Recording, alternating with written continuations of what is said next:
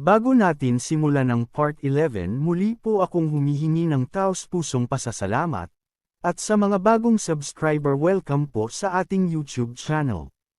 Ang nakaraan mula sa Part 10 kung saan nalaman ng ating bida kung saan pwede gamitin ang system points upang may upgrade ang kanyang dagger, at nang dahil na kumpleto niya ang trial system kaya binigyan siya ng karagdagan reward sa system, una sa pagpipilian magical blueprint potion or pangalawa dalawang random stats, at nang dahil naisip ng ating bida marami naman na siyang stats kaya dali-dali niyang pinili ang magical blueprint potion upang masubukan naman ito.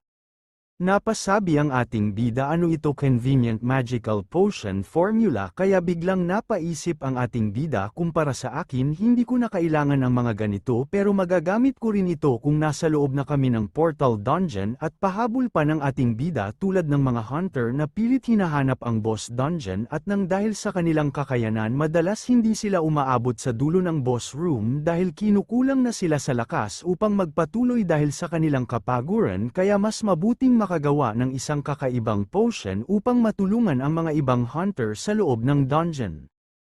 At makikita na natin ang ibang hunter sa loob ng dungeon na sobrang napagod dahil sa mga ginawa nilang sunod-sunod na pagpatay ng mga monster, kaya kinukulang na sila sa energy upang ipagpatuloy pa ang dungeon, kaya mas naisip nila na bumalik na lang upang mailigtas pa nila ang kanilang sarili sa mga pwede pang mangyari sa kanila. At muling nagpakita ang system, binabati kita. You have learned item regeneration, kaya muling napangiti ang ating bida dahil sa mga nalaman niya at mga kaya niya nang gawin upang matulungan ang kanyang mga magiging kasama sa hinaharap. At muling nagpakita ang system, convenient magical potion regeneration requirement 6 BP plus a random container, kaya biglang nabigla ang ating bida na habang nagtataka ano ang container. Kaya napaisip ang ating bida, isang item na nakakapagbalik ng lakas at nakakawala ng pagod, at kailangan nito ng isang kahit anong lalagyan upang masubukan ito. Kaya makikita na natin ang ating bida na biglang inangat ang kanyang isang kamay. Excuse me sir, kaya biglang napatingin ang isang trabahador sa ating bida, pwede mo ba akong bigyan ng mga baso at pakidala na rin dito, salamat. Kaya makikita na natin ang baso na dinala sa ating bida. Okay, sakto na ito upang subukan ang magical potion. The trash has been recycled, kaya nagtaka ang ating bida kung ano ang lumabas sa kanyang harapan at napatanong siya, ano ito, isang laro, kaya makikita na natin ang mga level pointer, at upang mas mapaganda pa ang kanyang makukuhang benepisyo kung maitatama ng ating bida sa pinakamaliit na box upang maging perpekto ang potion. Ayun, perfect. Ayun, nice, isa pa, nice one, galing, ang saya naman nito. Pagbigyan mo pa ako kahit isa pang perfect, sige na system. Kaya napatingin na ang trabahador sa ating bida na nagtataka kung bakit sobrang ingay ng ating bida, nababaliw na ba to? Kaya napabuntong hininga ang ating bida, sa wakas nakarami din ako, salamat system. Kaya dali-daling hinawakan ng ating bida ang isang baso at napasabi, hindi ko akalain galing ito sa basura at ginawang potion. Kasabay nito ang paglabas ng system, makakuha ka ng 5 baso ng magical potion, at kaya makikita na natin ang ating bida, nadali-dali niyang susubukan inumin ang isang baso upang malaman niya ang epekto ng potion. Kaya paglunok ng ating bida, dali-dali siyang napadoro na parang lumabas ang buong kaluluwa niya dahil sa lasa ng kanyang ininom. Ano ito, juice pa ba ito, bakit lasang bulok at expired na ito? Kasabay nito ang paglabas ng system. Magic value increased, fatigue value decreased. Ano itong nararamdaman ko, pakiramdam ko lahat ng aking mana ay bumalik, at pakiramdam ko pa pati ang aking spiritual na katawan ay lumakas na parang walang nangyari sa akin kahapon. At nang dahil sa potion na ininom ni Ye Ching, muli siyang ginanahan na maglinis pa ng isa pang dungeon upang lumakas pa siya. Kaso pagkalabas ng ating bida sa store, hoy ikaw, di ba ikaw si Ye Ching? Tama ba ako, ikaw si Ye Ching? Kapag sinuswerte ka nga naman na habang napapangisi ang nagsasalita. Kaya napatingin na ang ating bida, ano na naman kaya ang kailangan ng taong ito sa akin? At kaya nagsalita na muli ang mga bagong kontrabida, parang ilang araw pa lang ang nakalipas simula ng huli mong pagbabayad, at ngayon parang ang laki ng pinagbago mo, parang may mali sayo. At dali-dali niyang inakbayan ang ating bida. Alam mo bang ikaw ay isang basura at ang pinagtataka ko pa paano ka nagkaroon ng malaking pera upang bayaran ang lahat ng iyong utang, at kaya't napangisi na ang makong na ito na meron masamang plano sa ating bida, nang dahil nakita alam mo bang marami naghahanap sa iyo mga ilang araw na at nang dahil buhay ka pa gagawa ako ng report tungkol sa iyo at pwede rin naman natin pag-usapan sa magandang usapan.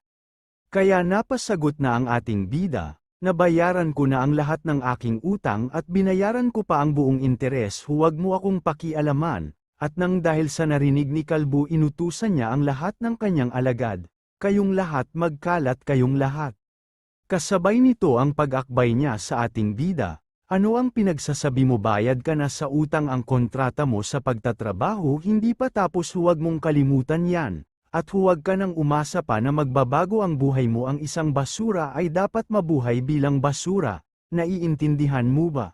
At pahabol pa nito sa ating bida, bakit ganyan ang gusto mo, morket meron kang hawak na juice, cool ka nang tingnan, bakit kanino ka ba nagpapasikat?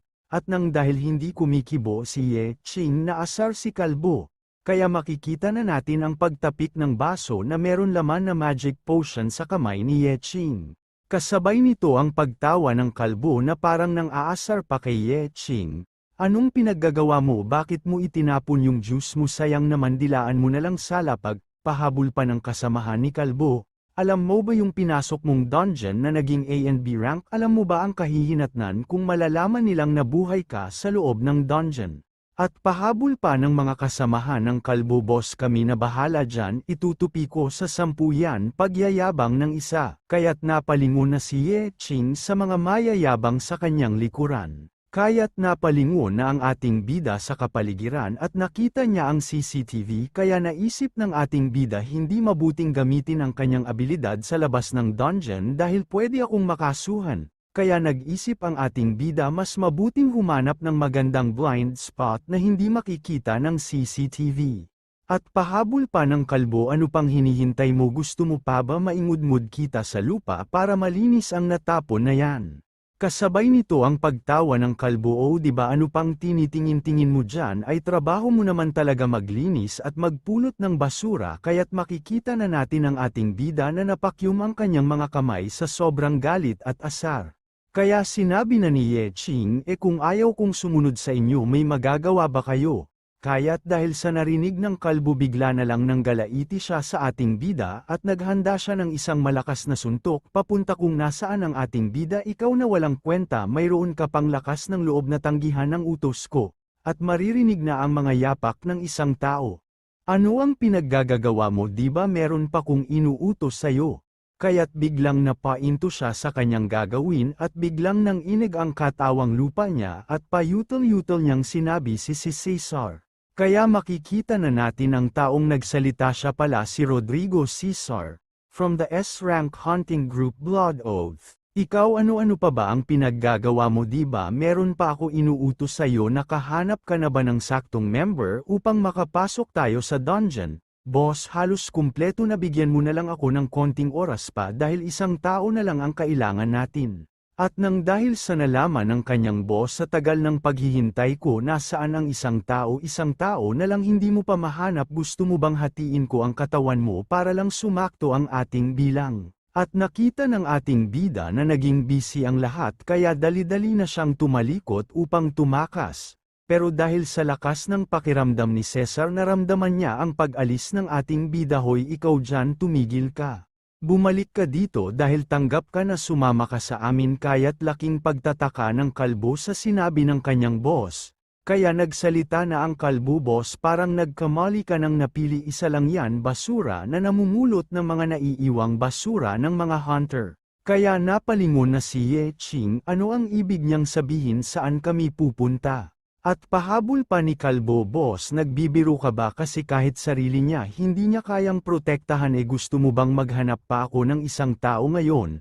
Kaya't nagsalita na si Cesar, kapag pumasok tayo sa dungeon at sa ilalim ng pulang buwan, ito ay magiging sobrang mapanganib para sa ating lahat at magagamit natin yan upang pain sa mga pasugad na halimaw upang makatakas tayo ng ligtas. Kaya napahinto ang ating bida at napasabi pulang buwan.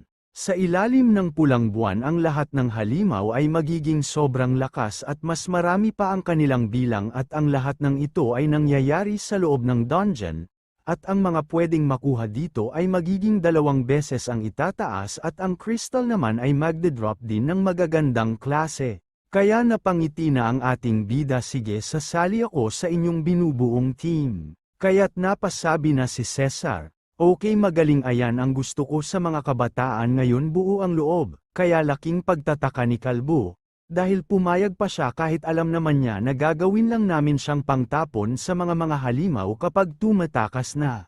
O kayo dyan, ano pang hinihintay niyo, lumapit na kayo dito. Kaya nagulat ang ating bida sa kanyang nakita At ayon naman nga pala nakita ng ating bida ang hangal. At makikita natin ang kanyang labis na pagkabigla, ikaw yung kumuha ng aking mga skill. Kaya't kinabahan ang ating bida't bago pa kung ano-ano pa ang kanyang masabi. Dali-dali niyang hinawakan sa mukha ang hangal. Tumahimik ka, huwag ka na magsalita pa kung ayaw mong masaktan, naiintindihan mo ba? At makikita na natin ang makapal na usok dahil sa paghatak ng ating bida palayo sa mga hunter, pahabol pa nito, mag-isip ka bago ka magsalita, kaya't naiwan si Cesar na nagtataka. Kaya makikita na natin ang dalawa na nagtago sa likod ng poste na habang hinihingal.